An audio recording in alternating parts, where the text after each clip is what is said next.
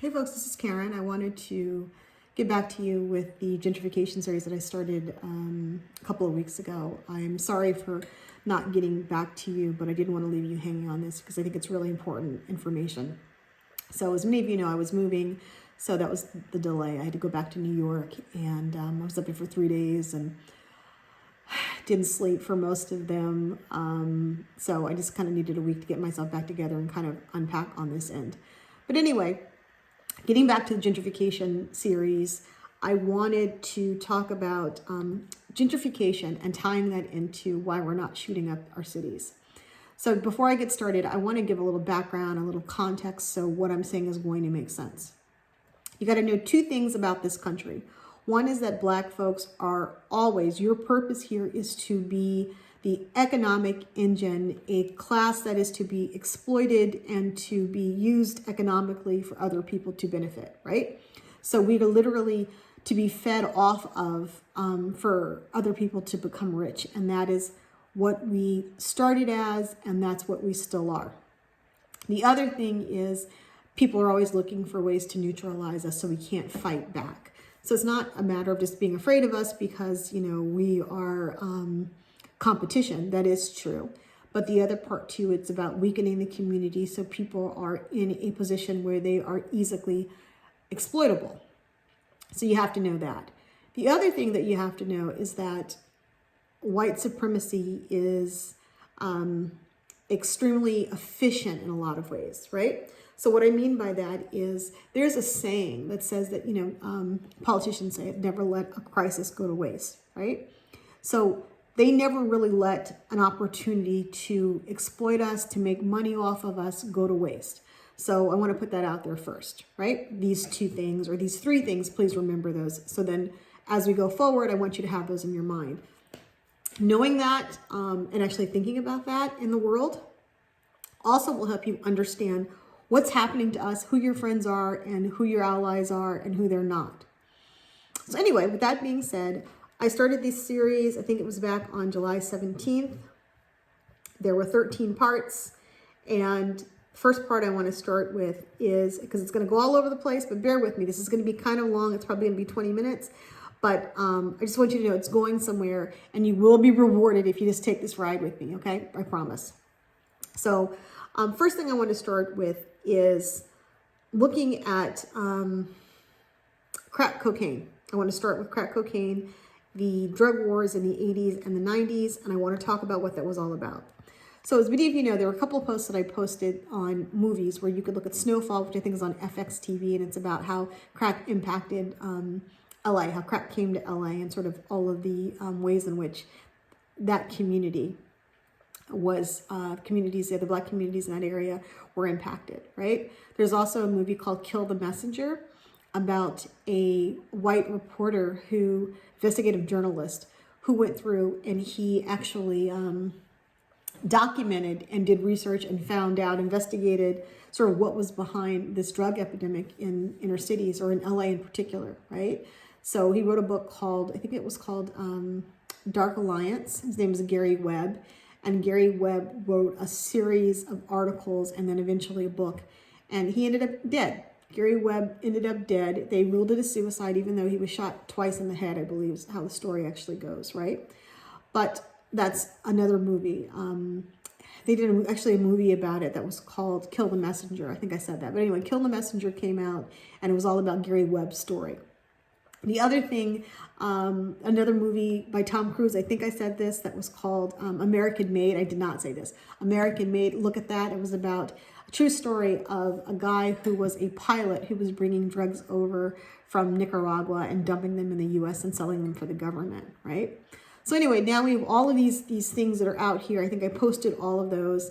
I want to explain Iran-Contra and how the United States government, this is also documented. There's an article in The Intercept from, let's see, about Oliver North from May 12th, happens to be my birthday, May 12th, 2018, right? And in this article, it talks about Oliver North becoming the new head of the NRA. And it goes into his past as his past involvement in the Iran-Contra scandal. And just to catch people up on it, because, you might be kind of blurring on the details.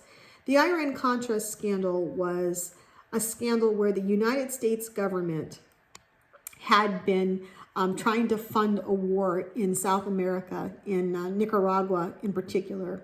And there were two groups that were fighting. So there was a socialist government run by the Sandinistas that was in power. And the United States wanted them out of power because they felt that socialism was a very dangerous idea, and that if it was successful in Nicaragua, it would spread over South America, and then it would be at their doorstep, right? So they funded a group called the Contras, and they were a guerrilla military force. So the way that they had to fund the Contras was, well, what happened was right after Vietnam, the United States government was really reluctant to be in a long, drawn-out, protracted war. So they'd given money to the Contras in order to fight the Sandinistas in Nicaragua, but after a while, Congress lost its will for this, because this is actually in 1981 that this happened. They lost their heart for this, and they decided that they didn't want to fund this anymore. They slowly cut off funding, but the Reagan administration was committed to this, right? Reagan was very anti-communist, and he was committed to killing off this sort of perceived communist threat right at our doorstep. So he and his folks decided to find ways to make money to keep funding the Contras. And one way that they did this was that they actually, or a couple of ways that they did this. One was they actually decided to sell weapons to Iran. So Iran, it was supposed to be one of our enemies. They were actually funding weapons, sending weapons to for money, right? So we had actually had the whole Iran thing that happened with the revolution, and we had hostages, and the Carter administration, and Reagan comes in and he negotiates and he gets these hostages back, right? But you would think this was an enemy of ours, right? But undercover, they were actually selling the Iranians weapons, right? To make money to then fund the Contras in South America, right? In Nicaragua. That wasn't making enough money for them, and that was the whole thing that Oliver North was tied into, right? So what they decided was the Contras had an idea of their own, and what the Contras wanted to do, some of them were actually drug dealers anyway, and some of them were just opportunists. They decided that they could actually make more money by selling the drugs that they were producing. They needed people to sell this to. And like I said earlier, white supremacy never lets an opportunity go to waste. Who could you sell these drugs to that no one cared about? Black people. So you put these drugs in black neighborhoods. It's a two-for-one, right? It's a twofer where you can make money and exploit the black community to fund this war. And at the same time, you get to neutralize these people. So you neutralize these people, you put the drugs in, it causes chaos and confusion, and the way that they clean this up is then going to Clinton and the 3 strikes that you're out and your boy Biden, right? I can't stand Biden. I know you guys do, and you think he's a lesser of two evils, but whatever. Anyway, so that's sort of the history of that. Fast forward, so that's explaining this. The other thing that you have to understand is that the thing that white supremacy does, or white supremacists do, is that, or our culture does, America does, right? Is that there's a think tank and they research and they actually collect data on everything. So one of the things I wanted to point out was there's an article that I posted as part of the series where there was research on the implications of what happened with the drug wars in black neighborhoods, right? There was this mass exodus out of the cities. People left in droves, right? I had people in my own family who left New York City, right? People were getting out because they were unsafe, that there was chaos in the streets, that literally people were warring in the streets. No different from what happened during Prohibition, right? With when alcohol was illegal in this country, when you literally had these Italian and Jewish gangs who were like fighting it out, right? And Irish gangs who were fighting it out over territory. It's the same thing with the drug wars. So there was this chaos in the streets. People were leaving because they did not want to get caught up in the middle of that. People noted this. Fast forward, you have a situation now where people literally have had on the books for 30, 40 years ways for them to take back our cities, their inner cities, right? where they could actually develop those inner cities and to make money off of this. Because again, I want you to think of America in this way. America is not really a country. America is a colony, and America is it is more of a corporate enterprise, right? You've got lots of different corporations, but we're not really a nation. We're more an assembly of money-making ventures, right? Of people who want to make money. So all of our laws kind of dictate that, in a way our public policy, and even our city and our community planning.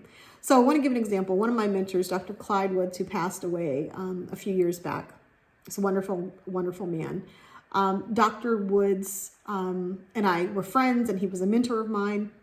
And one of the things that he did when I was a student was he took one of our classes down to meet he was an urban, he was a professor of urban policy and urban planning, right?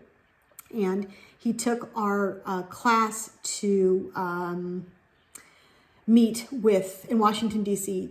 D.C. is divided into different wards. There's 8 different wards. He took us down to meet the ward, I think it was Ward 7 or Ward 8, Ward 7, which is in Southeast D.C. There's 2 wards in Southeast, 7 and 8, to meet the Ward 7 representative, right? So we did meet with the rep, but we met with the representative's assistant, right? One of her assistants.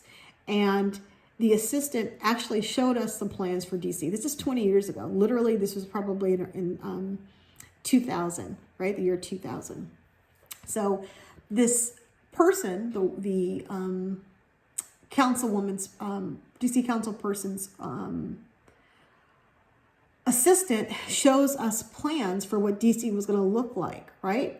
They were going to take over Southeast, and they were going to destroy the public housing, and they were going to develop the waterfront in Southeast DC, and those are the plans. Well, we're looking at this and we're saying, well, what do you plan to do with all the people that are living there? Because there's homes and there's, housing complexes there, like public housing. What are you going to do with all these people who've been living in these houses for generations, right? In these communities for generations. And I kid you not, the representative said to us, we hear that there is good Section 8 housing in Portland. I think someone asked, and it might have even been me, asked, do you mean Portland as in Oregon?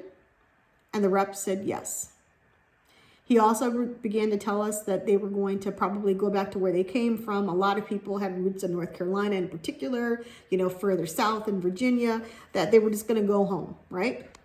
So it was funny, years later, Dr. Woods and I would talk, and he would, call me up, and we would kind of laugh over it in this weird way, where he would say to me, I have to check with you sometimes to make sure I heard what I heard in that meeting, because otherwise I wouldn't have believed it was true. I got another girlfriend of mine who was, I think she was in that class too, right? Who could probably attest to the same thing. This is actually said. And we actually were shown the plans of what DC, Southeast DC was going to look like.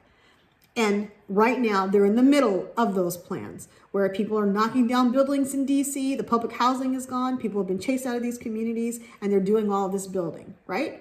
So I say this to say that these plans are in these cities, in the works, for decades before they're actually implemented. The only delay in implementing these plans are getting rid of the people who are on the land currently, right? You also have to think about the way that development is done in this country. People always have to make money, right? If everybody is satisfied in their homes, in their communities, developers aren't making money, right? So they have to generate this need. They have to generate this desire to be someplace else, right? Over the last, 20 years, starting with like Seinfeld and Friends and all of these TV shows where, these cities look so glamorous and idealistic and everybody wants to be like an urbanite. People have decided to start going back to cities, right? Because work is convenient. There's public transportation. You can talk to your neighbors. You can walk to your grocery store. There's public parks. Cities are wonderful places to live if they are funded, if they have the resources that they need, and they're actually taken care of. So all of these people now want to go back. One of the other articles I posted for you was on Breonna Taylor, and she ties into this too. And I know it's going to sound kind of crazy, but just bear with me. Please go on this journey with me. We're going to get there. There's going to be a good payoff, I promise. So with Breonna Taylor, one of the things that her family's attorney is suing or is claiming that Breonna Taylor's murder is actually tied to a gentrification project in the city of Lexington, Kentucky, right? And let me explain. The family says, or there's research out there, there's information out there, that the guy that they were looking for, Breonna's ex-boyfriend, was actually in custody. Going back to the drug wars in this country, right? This is all tied in together, folks. Going back to the drug wars in the country, there is a law, and I can't remember the name of it. I should look it up though. But the city or the municipality that you're actually in, they are able, if it is a drug investigation, there are laws on the books where they can just seize your property, and if it's seized during the investigation of a drug crime, they can keep it. It's theirs, right, to do what they want with it. They don't have to compensate you for it, and you have no redress, right? It just belongs to them. So fast forward to Breonna Taylor's case. Her ex-boyfriend happens to live in this house in this area that's been marked for gentrification. He lives in this house. I think the house was maybe worth $27,000. Not a lot of money, right? But he's being harassed by a police force that Breonna Taylor's family is asserting has been assembled for this particular community that has been marked for gentrification. They go into his house, they arrest him, they accuse him of being a drug dealer, they throw this guy in jail, and he's in custody when they go to Breonna Taylor's house, right? They also seize his brother's house, and they take his house, and they don't have to pay him. Because, as we know, we have laws on the book for eminent domain, right? But you also have to remember this. If you are the economic engine, if you are the population that's marked for economic exploitation, the game is never to have you prosper or prosper if they can help it, right? So it is better to claim your house, possibly, as part of a drug investigation than to pay this young brother for his home. So they've claimed his home. Breonna Taylor happened to live in a housing project or a housing development that was also owned by the city, and again was in this area that people wanted to gentrify. So this police force was actually assembled to go in and to clean up this area. And people think the cleanup that they're talking about is actually more like the cleanup actually is really about, sorry folks, I just got a text message that came through and it completely distracted me. The cleanup really is about cleaning up the neighborhood and pushing people out, right? So it's about causing the same chaos and confusion that happened during the drug wars of the 80s, right? With crack cocaine. They saw that, hey, there was a benefit to this, and we could actually push people out of these neighborhoods. And people are saying that's the same thing that's happening in Lexington, Kentucky, and the same thing that happened, and the reason why Breonna Taylor was killed.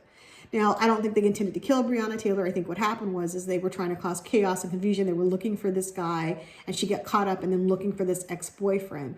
And her current boyfriend started shooting because they thought it was an intruder because they had this no-knock warrant. And she got caught up in this mess. But the reason why they were in the neighborhood in the first place, and they were patrolling, and this whole unit exists, was to basically harass Black folks out of this community. You can look it up. I'm not making any of this up, right? I actually posted the article twice, right? So I'm going to tie this into something else. And again, why we're not shooting up our neighborhoods. And I hope you can see where I'm going right now, right? There is a benefit in causing chaos and confusion in Black neighborhoods if you've got these plans on the books for the land that these people are on, that you do not want to pay them for, right?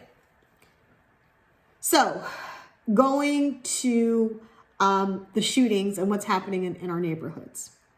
Chicago has been the neighborhood that this has been happening in for the longest, right? People have been shooting up Chicago for whatever reason. You can catch, Juicy Smollett on the street, planning his little caper with his friends, right? And you can find any audio on anybody doing anything at any given time in this country. When the young woman, Naya Rivera, was recently, passed away, right? Committed suicide. And they were able to find footage of her on this dock with her son. Pay attention. when something happens, there's almost always footage everywhere of something where they've last seen this person, right? But there's hardly any footage or any information about these shootings. They might catch a couple of suspects here, but by and large, these people are shooting up these cities and they can't catch anybody. Not only that, I want you to think about this. For 6 solid weeks, we were subjected to, if you lived in a black neighborhood in any major city across this country, we were subjected to fireworks that sounded like gunfire. This happened for 6 straight weeks. I've talked to friends, it's been all over the internet, there's articles posted about this, and they were commercial grade fireworks. They weren't the kind that you could go buy from a fireworks stand someplace, right? They were the kind that shot off in the air that looked like, parade or 4th of July quality, by the state quality fireworks, right? So these fireworks are going off for 6 weeks and they often sounded like gunshots. I lived in Philly, for a little while, and I lived in a neighborhood where sometimes people would be shooting guns on New Year's Eve. I'd hear gunshots outside, right? People were legit, shooting guns off. So these fireworks, I've heard gunshots before. These fireworks, often sounded like gunshots, and it was indistinguishable at times, right? So you've got 6 weeks of people shooting off fireworks, and it was said, someone had told me this, they were told that the idea was that for 6 weeks, we were going to be conditioned to be used to the sound of sort of these explosions going off, these fireworks that sounded like gunfire going off, and being conditioned to be used to that. And then after that, the real gunshots were going to happen. Literally, I was told this, right? And then shortly after that, that's exactly what happened. Now all of a sudden you're seeing, in all the same places the fireworks are going off, you're now seeing gunshots. You're seeing people at war, right? You're seeing randoms, like not random, but you're seeing gang members all across the country now fighting each other. I'm not saying that we aren't the ones or gang members aren't behind that, but you have to understand too, when you have people who are desperate, because that's the thing, you keep us desperate. We keep our communities desperate and in need, and we don't prosper so that we're easily exploitable. So you can go in and maybe you can get a couple of young guys who are desperate, who didn't get stimulus checks or don't have jobs, who don't have a lot of opportunity to go out and shoot up their neighborhoods. Or you might be one of these white supremacists who has one of those silicone masks and you put it on your face and you can masquerade as black folks and you can jump out of vans and you can start shooting up neighborhoods, right? And if somebody is behind that doesn't want to record it and has a good reason for shooting up that neighborhood, like maybe they want the land under your feet, there's not going to be any video footage turned over to anybody or on the nightly news identifying any suspects. So just want you to think about that. We're not shooting up our cities. There's a lot of weird stuff that's going on. I'm not saying who's doing it, but what I'm saying is it's too coincidental. We've got 6 weeks of gunfire. All of a sudden, we've got 6 weeks of fireworks followed by this gunfire and these fights that are happening now. And in the process of all of this, this Breonna Taylor thing happens, and it turns out that she actually is at the heart of a gentrification plan that involves the police in the city. There are these articles, I posted other articles where you can see that the south side of Chicago in particular, there's been these gentrification plans in the works for a long time. They've got all these white people with money who are willing to come back to the city, and there's not enough real estate for them. South side of Chicago is the only last sort of holdout, some of these neighborhoods. And what is a good way to get people out of these neighborhoods who've been there for years and maybe don't have resources to leave or aren't inclined to leave, right? And if you don't want to pay them for their property. So that's all I'm saying, folks. So when we jump to the narrative that we need to address our, black on black violence and we need to check ourselves, it also serves as a distraction to keep you from what we really need to focus on, which is reparations. And this violence against us and these schemes against us that are nonstop. And I offer that's what we're in the middle of right now. Don't be used, don't be fooled, and don't back down. I think a lot of confusion is going on and it's intentional, right? I want to post another video about the Nick Cannon thing, and I think that's important. This whole Kanye West thing is a distraction. But also it's important. I posted this and it sounds like it's superficial, but there's something else with Kanye and Kim and wealth transfer. I want to talk about that at some point also, and I think people need to pay attention to that. But with all that being said, we're not shooting up our neighborhoods, or if we are, there's something behind this where people want this to happen because they want the land that's under our feet. It's an opportunity to push people out because this coronavirus, this COVID-19, there's a lot of chaos and confusion that's going on. And I think there are opportunists who want to use us, right? Who want to take advantage of us, who are taking advantage of the chaos and confusion that's happening right now. So anyway, that's my assessment. That's my summary. I hope you guys are well. Please stay safe. Please be smart. And I'll be back soon with a video for the series that I started a couple of days ago on, trying to remember the topic. The video that I started a couple of days ago on population control and dominance. So anyway, folks, be well. Love you guys and take care.